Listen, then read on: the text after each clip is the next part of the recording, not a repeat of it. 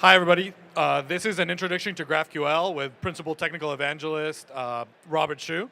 I hope you're excited about GraphQL, and please give a hand to Robert. Thank you. Welcome, everyone. Day 3 of CollisionConf. I hope you're having a good time. I'm Robert with AWS, and today I'm going to give you an introduction to GraphQL.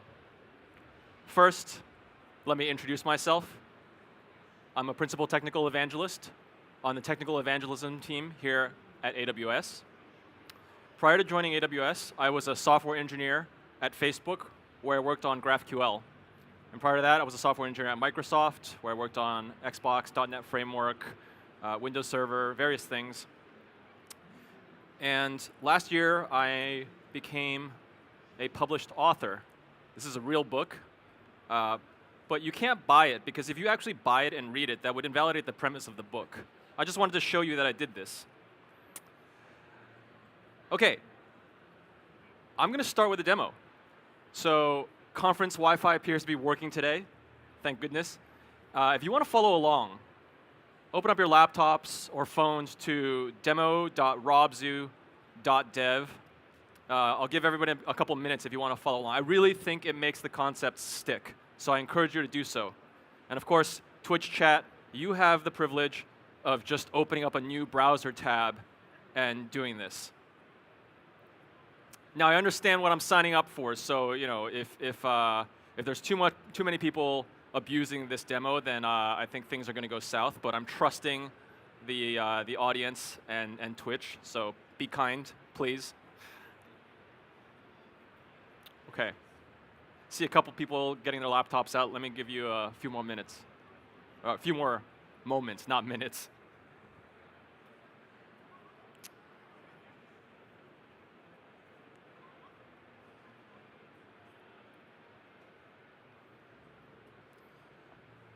Can everybody see this in the back OK? Yeah? Thumbs up? All right.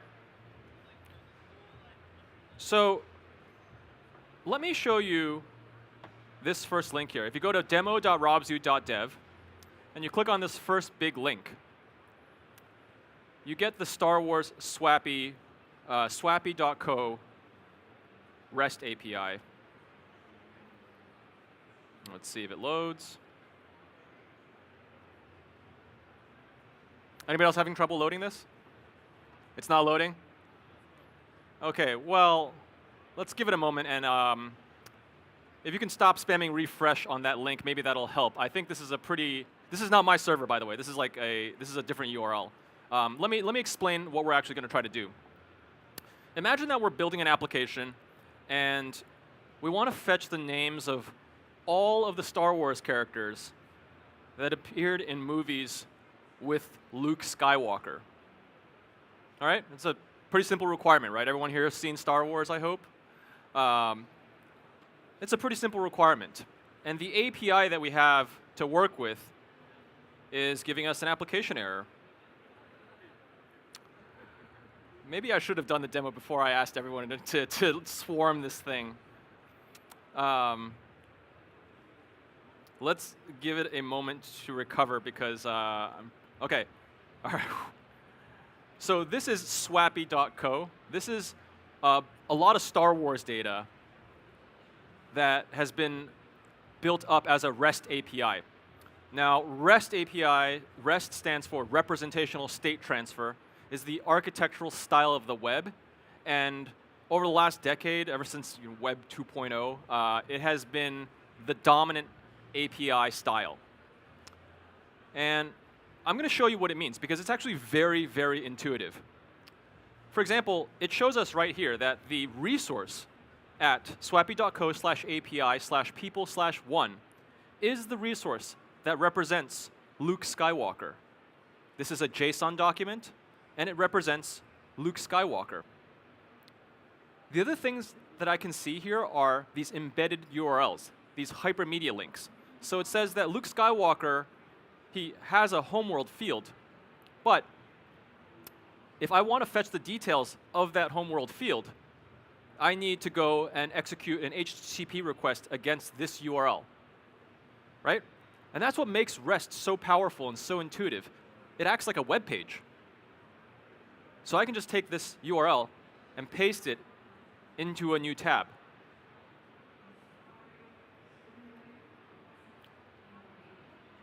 But OK, so it's actually good that it loaded in another tab and we haven't actually seen it. Because I want to point out another thing about REST APIs.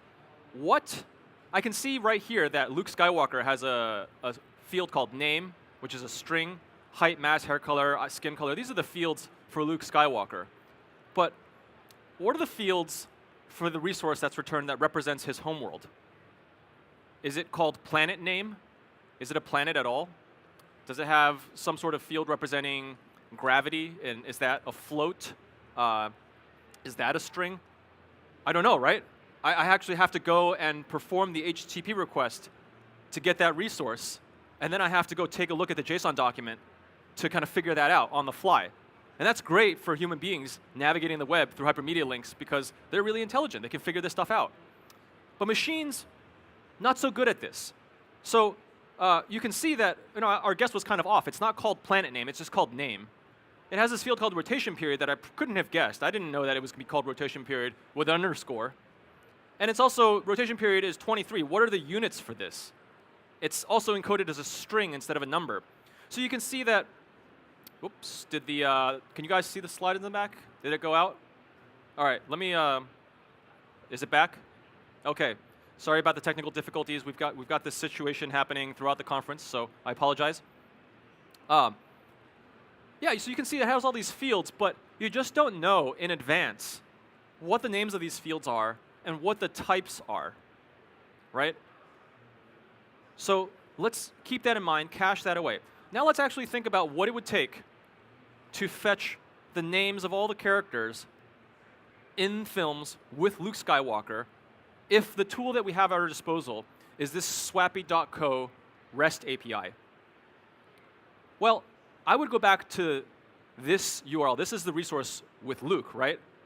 And I have this handy films list. And for each film in here, I have a URL. So I can just take this first film and copy and paste it.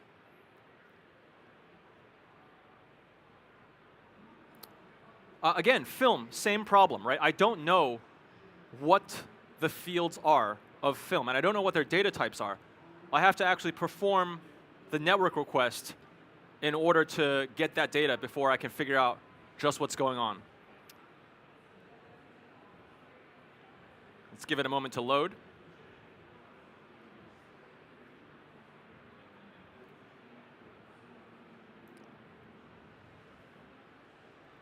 Twitch, please.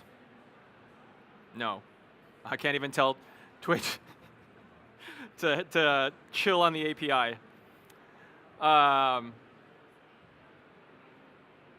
OK, so let me just get ahead of the actual document while we wait for it to load.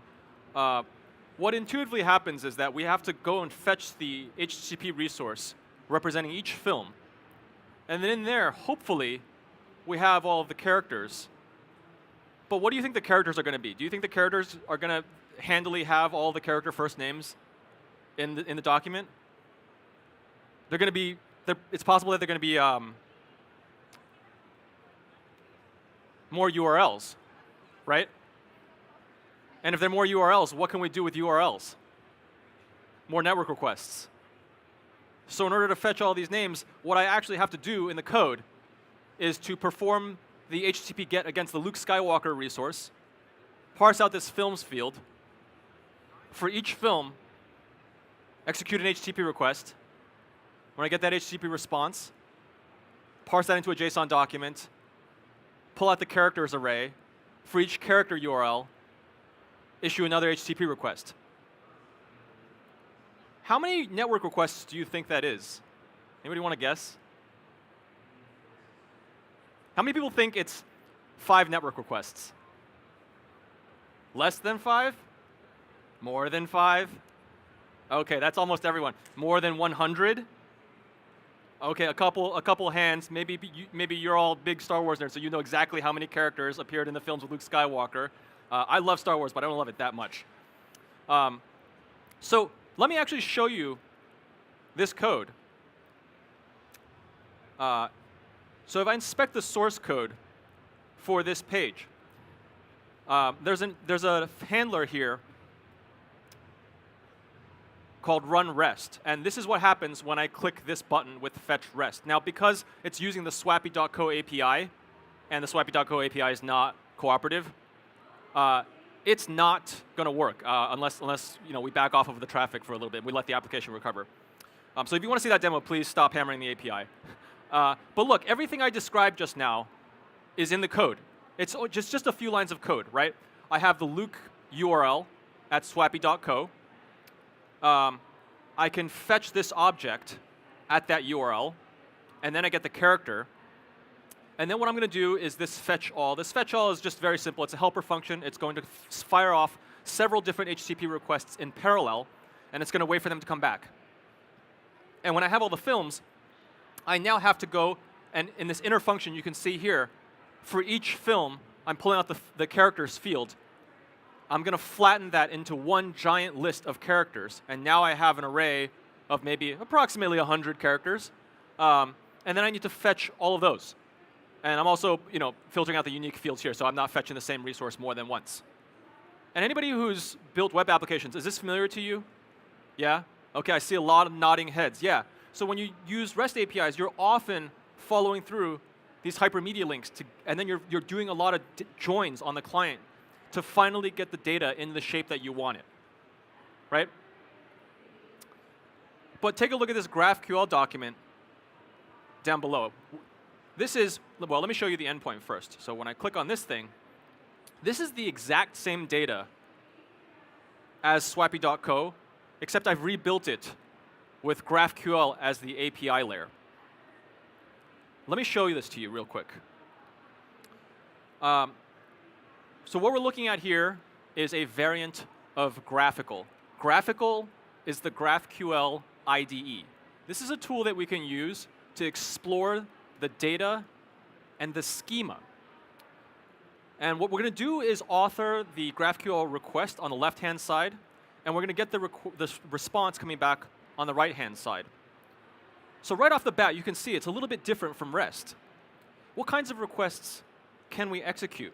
To know that, I'm going to open up this schema tab here. And I can see that there are a couple of root fields available on the query type. So if I click in here to films, well, OK, let's try to find Luke Skywalker first, because that's the requirement for application, right? So I can say something like people.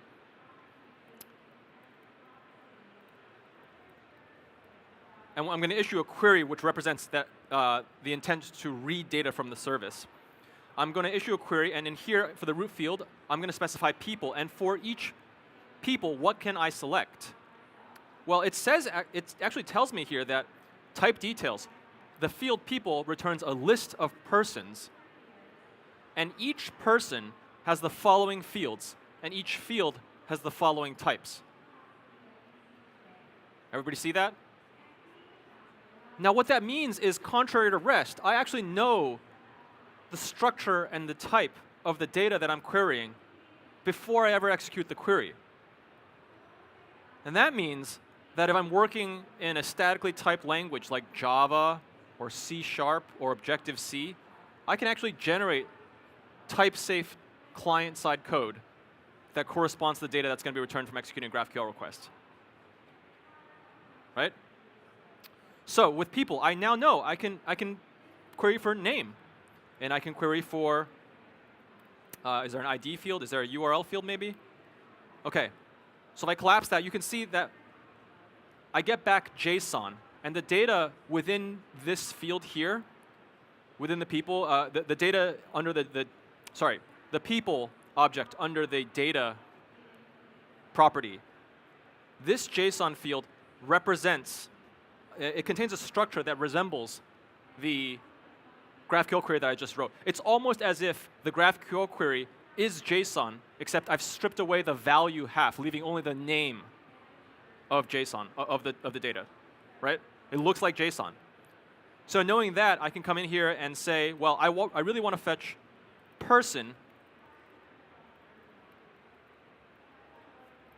And person, you can see here, I have autocomplete. Person says, you can't just fetch person. What person do you want? Specify the name of the person, please. So I can say name, Luke Skywalker. And I'm just going to fetch the name out of this document for sanity. And I get Luke Skywalker. OK. So the other thing that we haven't done yet is in the REST API, let me see if it's recovered. OK, let me go ahead and run this, this thing for you real quick before everyone takes it down again. I'm going to click this button, and it's going to fetch, it's going to run that code that I showed you a little while earlier. It's going to fetch all the films, and for those, it's going to fetch all the characters. And you can see that it's successfully printed all of the first names of all the characters that appeared in films with Luke Skywalker. Right? So that works. But let me show you the network tab. Do you see this network tab? Let me run this again. We'll see what's happening with the network tab down here. Do you see all these network requests in flight? This staircase? We're going to come back to that shortly. So now, how do we do this with GraphQL? I need to fetch the films field out of the Luke Skywalker, the person data type. How do I do that? Well, there's this films field here. And note that instead of returning a list of URLs, I actually return a list of film objects. So if I click on this field, what are the fields present on the film? It's title, episode ID, opening crawl, director, producer, etc. Right? So I should be able to come in here and say films. And then within films, I'm going to select what? The characters. And notice that characters is, again, a collection of persons. So I can say characters. And then what do I want for each character? Anybody want to shout it out? What field do I type here? Name? Yeah? Name. OK. All of the characters' names from all of the films that Luke Skywalker appeared in a single network request with no extra data, only the data that I asked for. Because another thing I didn't point out is that when we fetched film, look at this field right here, this opening crawl. This is a long blob of text. When I perform an HTTP GET request against this URL, I get that text whether I wanted it or not. So that means that actually, when I got all that data back in the REST case, I threw away most of it, leaving behind only the data that I needed, which was the names. But that's very wasteful, right? And that problem is called overfetching. I'll talk about that in more detail shortly. So what does this look like when you fetch it with GraphQL? A lot faster, right? And I know this is kind of an absurd comparison, because what's making it so fast is that GraphQL is fetching only the data that I need. And it's doing it with exactly one network round trip. All right?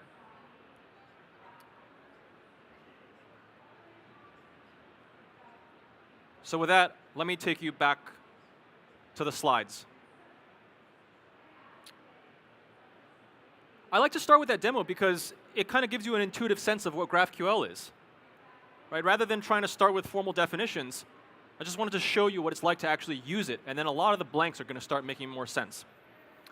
So now that you saw that in action, let me explain what happened.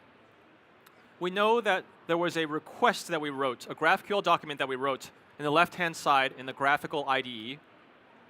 We sent this request to the server. The server did some work, and it sent back the response in the form of a JSON document. But there appeared to be some rules, right? There appears to be some pretty common sense rules, like you shouldn't opening curly braces need to be paired with closing curly braces. What about that query keyword at the beginning? Could I have typed anything? And for that, there's a language specification. Just like there's legal and illegal syntax for writing SQL queries, so it is with GraphQL. But the language specification, those things like operation type keywords, opening curly braces, allowed characters, disallowed characters, whether you can put spaces or not, can you put return carriages, all of that is defined in the GraphQL language specification. This specification describes how the GraphQL language operates. But then, aside from the language specification, we also saw that the given GraphQL API had a domain-specific schema. And this schema expressed the structure of data within the Star Wars films. Films, characters, starships, planets, right? That is a domain-specific schema. Obviously, not every GraphQL API has those types with those fields. That's specific to the Star Wars domain. And that means that this schema specifies what legal queries I can execute. I couldn't have gone in there and asked for the field author, for example, because it's not about the Star Wars novels. It's not about novels at all, right? And that makes intuitive sense. But again, that's not part of the language specification. That's part of the schema that we built. I'll show you the code for that later. Finally, there's a server running somewhere. There's a process that has to actually do the work. It has to say, look, you passed in a GraphQL document. This GraphQL document is just plain text. I have to parse this, make sure that what you sent me was actually a valid GraphQL request and was valid with respect to the schema that I support. And once both of those things are cleared out, then I can go and fetch the data corresponding to each field and assemble it back into a JSON document and hand it back to the client. That is all the work that was happening under the covers when you saw the GraphQL request take about 150 milliseconds. Okay? I also like to talk about what GraphQL is not. GraphQL is not a graph database query language, despite what the QL in the name might imply. Although there is an interesting aside. There's a database, a graph database out there called dgraph. And the dgraph folks have chosen to use GraphQL, to support GraphQL as one of the languages that you can use to query the graph database. It's a dialect of GraphQL called GraphQL plus minus, but for the most part, it's GraphQL. I just wanted to point out that it's not what it was designed for, but it can do the job. The second point is that GraphQL is not going to solve your client-side state management layer. You still need something like Redux or Relay, because GraphQL just kind of hands off the JSON document to the client, and then it says, I'm done. It's not a solution for binary streams. You might be wondering, can you use GraphQL to download files? Can you use it to stream media, audio, whatever, right? And yeah, in theory, you can. But that's not what it's designed for, and you end up having to hack in a bunch of solutions in order to make that work. It's also not to be confused with the Facebook Graph API. Has anybody here used the Facebook Graph API? Okay, a couple of hands, but most people don't seem to be familiar with it. The Facebook Graph API is the Facebook third-party developer API. And that's actually a REST API. So poor choice in names. You know, the word graph seems to be very popular, but GraphQL is not the Facebook Graph API. It's not limited to any specific databases, or any databases at all. As I'll show you later, the code that fills out the value for any given field is just arbitrary code. And that means that you can draw that data from a database, you can read it from a cache, you can calculate it on the fly, you can generate random numbers, whatever you want to do. You can even call other APIs. You can call the GraphQL APIs, call REST APIs, and use GraphQL as a wrapper around a bunch of REST APIs, which is actually a very common and very popular practice. The server I just showed you is running Node.js on the back end using our reference implementation. But it is absolutely not restricted to running JavaScript on the back end. GraphQL servers have been implemented in every popular language, and they're also widely tested at production scale. For example, AWS AppSync, which is the AWS GraphQL as a service offering, uses the GraphQL Java server. So don't be afraid to use GraphQL servers implemented in other languages. Don't contort yourself to use the JS implementation. It's also not exclusive to the popular Facebook web stack where you have React, Relay, and then GraphQL on the back end. It actually doesn't care what the front end is. You can actually, you can use curl and you can hit your GraphQL API. It's also very popularly used with mobile applications that are obviously not necessarily written in React and Relay. And finally, at the transport layer, it's not limited to HTTP. You can actually perform GraphQL queries over a WebSocket. You can do it over a raw TCP socket. You can use any transport you want as long as it supports TCP-like semantics, common sense things like in-order guaranteed delivery, right? Because if your GraphQL request gets chunked apart and you only get one half of it, That's not GraphQL's job.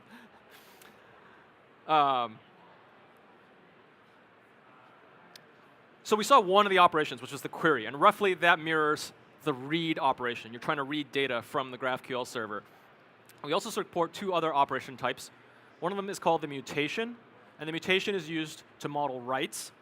And we also support the subscription, which is a long-lived request that subscribes to a domain-specific event on the back end, and whenever that domain-specific event triggers, the GraphQL query that you sent is re-executed, and the response is pushed down to the client. And this enables all sorts of really cool real-time interactions, like chat rooms. Now, I want to mention that these GraphQL operations, specifically query mutation, are stateless.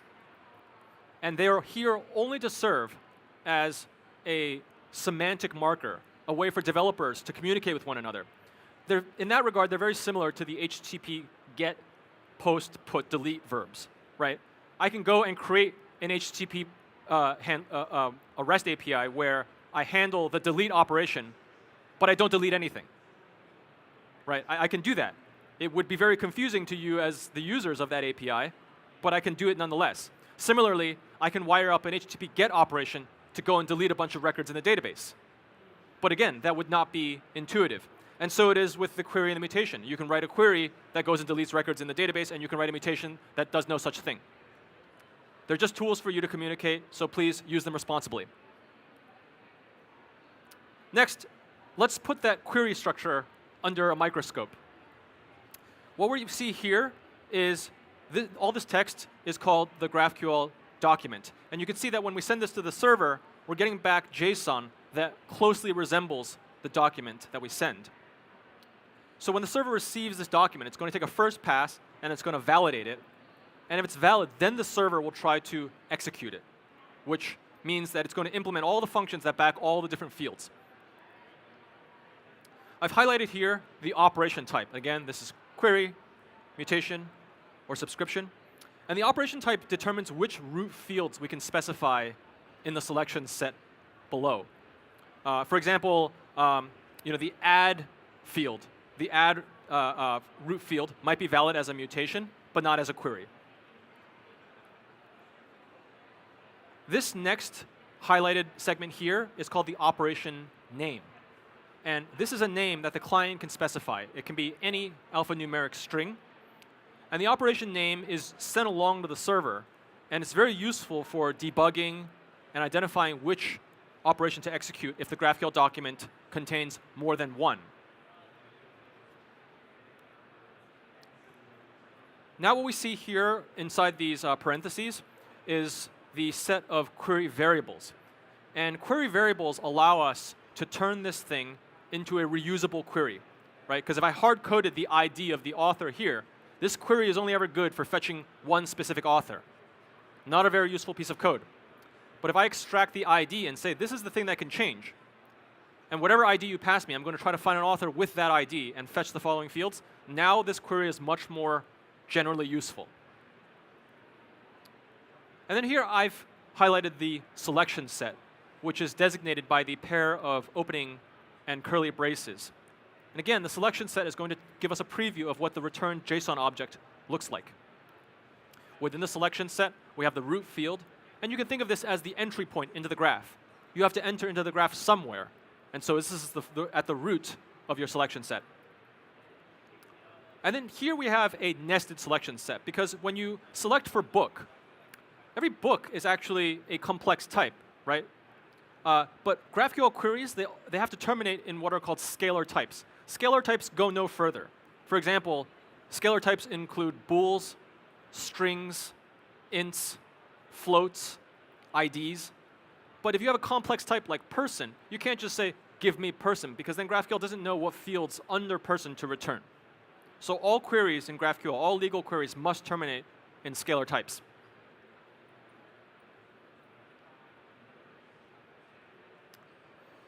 And now that we've seen GraphQL in action, and we understand the query anatomy, I'm sure you're wondering, well, how do we build one of these GraphQL APIs? And for that, all the code that I showed you, the GraphQL server that we were using, that was running out of this project right here. Let me show you. So here you can see that when we fetch a person, can everybody see in the back? Okay, so you can see that this is a resolver, and a resolver is the name that we give a function that fulfills one of the GraphQL fields. And the framework that I'm using here, by the way, this is Node.js with TypeScript, and this framework that I'm using here is called Type GraphQL. I highly recommend it. I think it's one of the quickest ways to get started with building a GraphQL server, especially if you're already familiar with JavaScript and TypeScript. But as I start making some changes, I think everything's going to make a lot of sense. So if I come in here and I say something like, I can just copy this thing and use it as reference code. I don't even need to copy it. It's so simple. I can say query, and I'm going to add a new query that returns something of type string. OK? Oops, let's give it a name. Let's call it demo query. And then for the demo query, I'm just going to return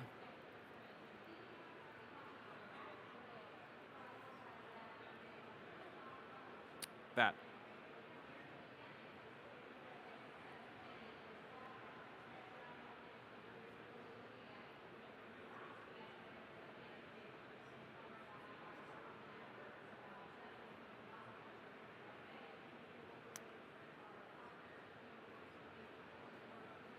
I know I have a syntax error somewhere. I'm sorry, can you speak up?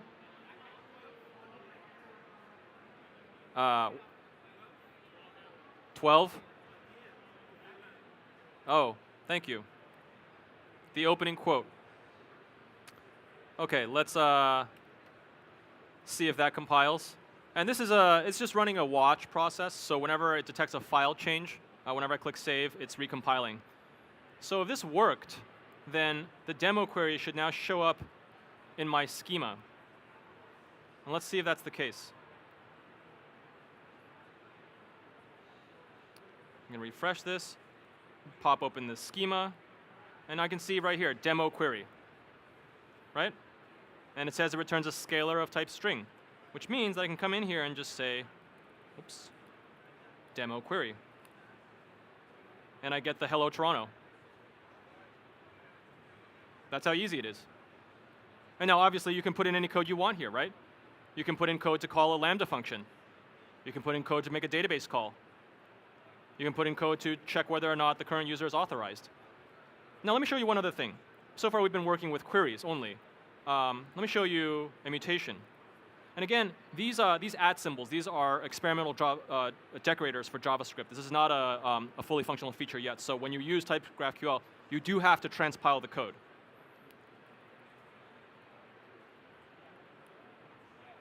I'm going to specify a mutation that returns a int. And I'm not going to make the same mistake again. But I'm going to create a simple add operation, right? And I'm going to say, this add operation takes in as an argument value a, which is of type number.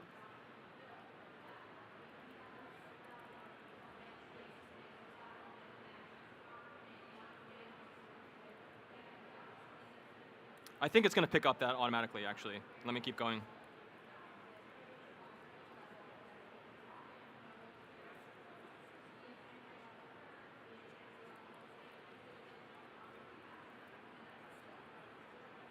Oops.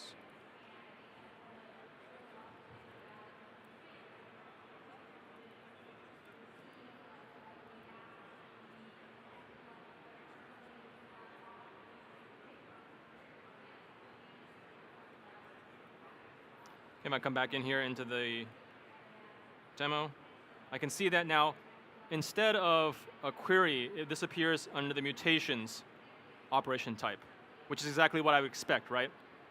If I click into here, it says, it's a little weird. It takes float, and returns int. But that's fine. Oops. OK. So there I just showed that you can write arbitrary code. You don't have to just return boring, hard-coded strings. And And the problem with like declaring the inputs as floats, that's just inferring that because in TypeScript I specified the input arguments as number, and TypeScript doesn't distinguish, TypeScript by virtue of JavaScript doesn't distinguish between ints and floats, right? Okay. So that's what it's like to build the server. And I know that's the snapshot. It's got everything set up. But if you go back to the demo.robzu.dev, there's a link to the repo where you can clone that repo, and it has all of this code. So you can play around with it. You can modify it, and ask me questions on the repo, file issues if you have any problems. OK, let me give you a quick history of GraphQL. The first version was actually built internally at Facebook in 2012. And it was built to support the data fetching needs of the Facebook mobile applications because the REST architectural style was not cutting it. In 2015, GraphQL was open sourced.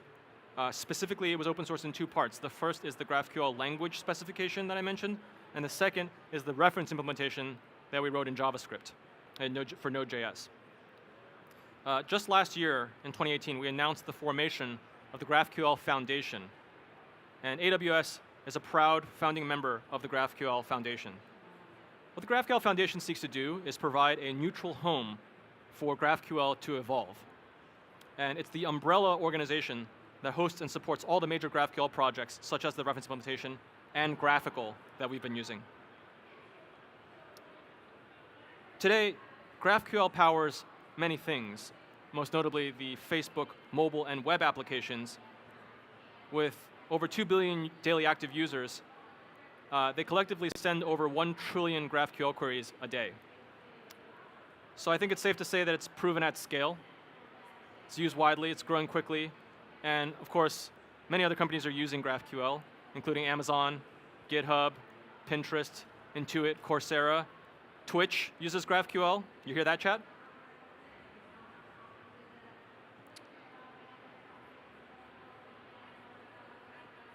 Now, there are a lot of architectures, frameworks, libraries, and patterns that help you facilitate client-server communication.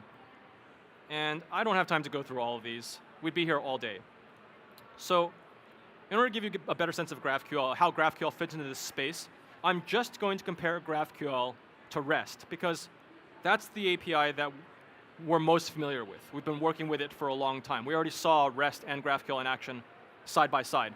But I want to do a more detailed comparison for you. And by the way, if you're curious how GraphQL compares to any of these other technologies, come talk to me afterward. So before I dive in, you're going to see a lot of literature online about how GraphQL is going to kill REST and how awful REST is. That is overreaching. You know, this framework, this trade-off that I'm about to do, you really need to think of it in terms of trade-offs. Do not try to keep score and tally a checkbox on each column. That's not how it's going to go, right? For some use cases, GraphQL is going to offer a certain kind of benefit, and for other use cases, REST is going to offer a certain kind of benefit. And you as builders, you as engineers, you as visionaries, you need to go figure out which is the right solution for your problem, okay? There's no service that can do that for you. By show of hands, how many people in the room think they know what a REST API is? Okay, please keep your hands up high, raise them high.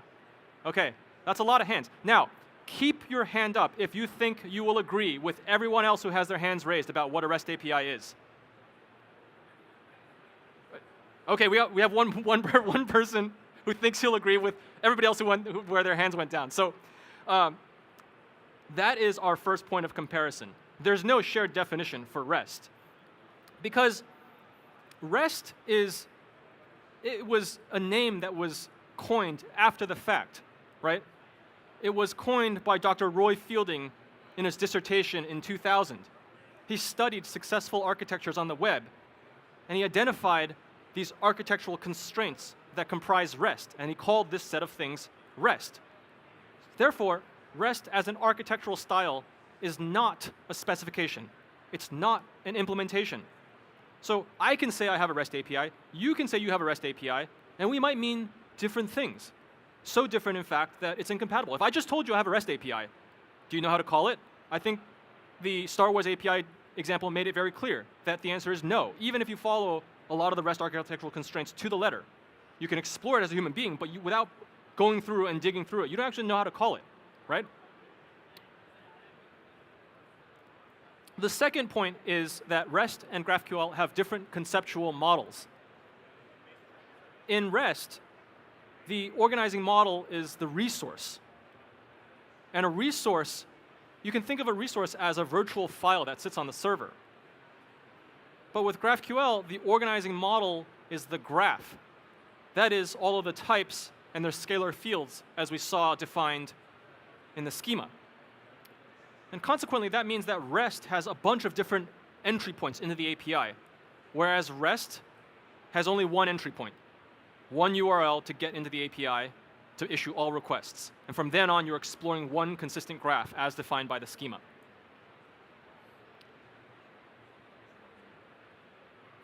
GraphQL and REST also have differences in terms of how they're organized. And if you think about what makes REST so powerful, it's this decentralized model. It's the federated model. You can go to IMDb, and IMDb will have a hypermedia link to Wikipedia for the fact that an actor is also an author. And then in Wikipedia, it lists the ISBN numbers for all the books that this author wrote that you can then go and purchase on Amazon, right? That's what's really cool about REST. That's what's really powerful about REST. If all of those different services and all those different types were forced to be consistent with one another, we would not have the web at the scale and success that we have today. But by contrast, GraphQL is centralized. It guarantees that whatever is within the schema is consistent with all the different types. It would be awkward if GraphQL told me, yeah, I have the person field, I can index into the planet field, the planet type, and then the planet type doesn't actually have the types that it just told me it had, right? That would be really confusing. So GraphQL is considered a centralized organizing model. And consequently, in GraphQL, it's very difficult to link data across two completely different schemas. For example, if you were to try to link data from the Twitch GraphQL schema with the Twitter GraphQL schema, you're going to have a hard time because it doesn't cross-link that way. REST also has one of the 6 REST constraints is called the uniform interface constraint. And part of the uniform interface constraint states that you can manipulate resources through their representations. What this means is that if you fetch a REST resource, then the representation of that resource also contains hypermedia links to delete and modify that resource. Does that ring a bell with anyone? I know it's a lot of REST jargon, but it's actually very handy. And in GraphQL, you have no such corresponding feature. You cannot fetch Luke Skywalker and then go and say, oh, by the way, where are all the subscriptions that tell me whenever Luke gets a new lightsaber or something? There's nothing like that, right? But instead, GraphQL has something called an introspection query. And what the introspection query allows you to do is to ask, what is the GraphQL schema? What are all the types? What are all the names? And this, I argue, is more generally powerful than related operations. In fact, introspection queries are what power the graphical tools that we saw, and they power a bunch of other tooling. Anytime you're using client-side statically typed code generation with GraphQL, you're using the introspection query. Finally, we saw that there is data typing in GraphQL, right? We know that a field is of type float. We know that a field is of type string. With REST, we didn't get that. And in fact, we also don't know when the REST APIs change. And this is kind of related to federation, right? If I link away to something, to an object on eBay, how can I know in advance? Because eBay is responsible for controlling the representation of that object. They can change it at any time. So I can't know, and I don't know, and I can't know ahead of time what the types are. And this is actually a benefit for REST in certain use cases. But the strong data typing is a benefit if you control the API entirely, right? One other point. Data typing was not the last point. By using the subscription API, we also support real-time operations in GraphQL, whereas if anybody's tried to build real-time interactions with REST, you know that it's kind of awkward, right? At best, you can pull. And the reason why it's going to be awkward forever, because REST has another constraint called the statelessness constraint. How do you build REST real-time APIs that are by definition stateful if you're trying to be stateless? It's just, anybody who asks these questions, you know it's never going to work out, or somebody's going to call your API not truly RESTful. So there are a lot of challenges. I won't have time to go over each of these, but I do want to dive into a few. The first is efficiency. And as you saw, we had two problems with the REST API. We had overfetching, which is when the response contained too much data, such as that opening crawling text that we got back from the episode, and we didn't use it. That was wasteful. The other is underfetching, which is when we get the data back, it has a bunch of hypermedia links, and that's actually not the thing I want. That doesn't contain the data I want. I want the data within that hypermedia link. And that means that my only recourse is to make a subsequent network request. Why does this matter? Because networks are truly awful, and the most difficult thing for you to deal with when you're building a distributed application. For reference, if you're using a modern SSD and a non-volatile memory SSD, those things that look like little sticks of gum, if you have one of those, recent models have read speeds that frequently exceed 1 megabyte per 400, let me put it another way. The time it takes to read 1 megabyte of sequential data off of one of these modern SSDs is about 400 microseconds, okay? Compare that with the ideal network packet round trip time between the US and Europe, which is 150 milliseconds. The difference is a factor of about 350. That would be like the difference between ordering something on Amazon and getting next day shipping versus getting next year shipping, right? So when you overfetch, when you underfetch, you saw the huge difference it made between building the Star Wars characters that appeared with Luke Skywalker and films with Luke Skywalker. You saw the huge difference it made between executing 100 network requests versus executing a single network request. And this matters even more because often, I used idealized network conditions. Network conditions are far from ideal, as we all know at this conference, right? Yesterday, the network was kicking in and out.